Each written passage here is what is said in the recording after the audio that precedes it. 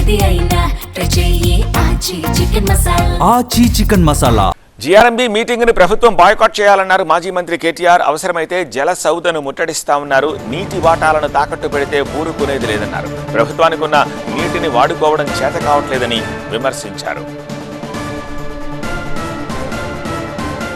మొత్తం తెలంగాణలో ఉన్న ఓట్లు ఈ ఎస్ఐఆర్ ప్రక్రియ ప్రారంభం కాకముందు 3,39,00,000.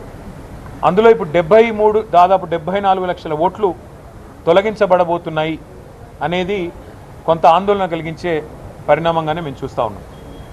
అట్లాగే ఒక 60 లక్షల ఓట్లలో అనామలీస్ ఉన్నాయి అంటున్నారు.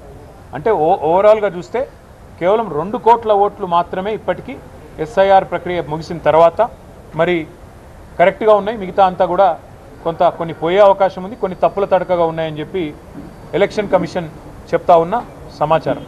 అయితే మీకు రేషం ఉంటే, పౌరుషం ఉంటే ఆ మీటింగ్ బాయ్కాట్ చేయండి. అది తెలంగాణ ప్రభుత్వాన్ని డిమాండ్ చేస్తున్నాం. అసలు బీజేపీకి సిగ్గుంటే మీరిచ్చిన అనుమతులు మీరు రద్దు చేయాలని చెప్పి మీ పార్ట్నర్ ఎవరైతే అడుగుతున్నారో వారిని ప్రశ్నించండి. ఎందుకు రద్దు చేయాలి? అసలు కేంద్ర ప్రభుత్వమే అనుమతి ఇచ్చి మళ్ళీ కేంద్ర ప్రభుత్వం ఆధీనంలో ఉండే జీఆర్ఎంబీ రద్దు చేయాలని చెప్పి ఎజెండాలో పెడుతుంటే సిగ్గు లేకుండా మాట్లాడడానికి బీజేపీ వాళ్ళకి మరి ఏ రకంగా మనసు వస్తుందో, ఏ రకంగా నోరొస్తుందో నాకైతే అర్థం కావట్లేదు.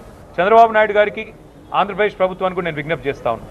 మా నాయకుడు కేసీఆర్ గారు ఎప్పుడో చెప్పారు, బేసిన్లు లేవు, బేసిజాలు లేవు, నీళ్లు వాడుకుందామని చెప్పారు. కానీ మా కడుపు కొట్టి మా ప్రాజెక్టుల అనుమతులు రద్దు చేస్తామంటే మేము ఊరుకోం. మీరు పోలవరం కట్టుకుంటే మేమేం అనలేదే, మీరు పట్టిసీమ నీళ్లు లిఫ్ట్ చేసుకుంటుంటే మేమేం అనలేదే. ఇవాళ మేమేమంటున్నాం, మాకు వచ్చిన అనుమతులను చెడగొట్టకండి అంటున్నాం. మీరు కేంద్ర ప్రభుత్వం మా చేతుల్లో ఉంది కదా, కేంద్ర ప్రభుత్వం జుట్టు మా చేతుల్లో ఉంది కదా, నేను ఆడిచ్చినట్టు ఆడే చెంచాగాడు, ఇక్కడ తెలంగాణ ముఖ్యమంత్రి ఉన్నాడు కదా నా చెంచాగాడు అనుకుంటే తెలంగాణ రైతుల తరపున పోరాటం చేయడానికి మేము సిద్ధంగా ఉన్నాం.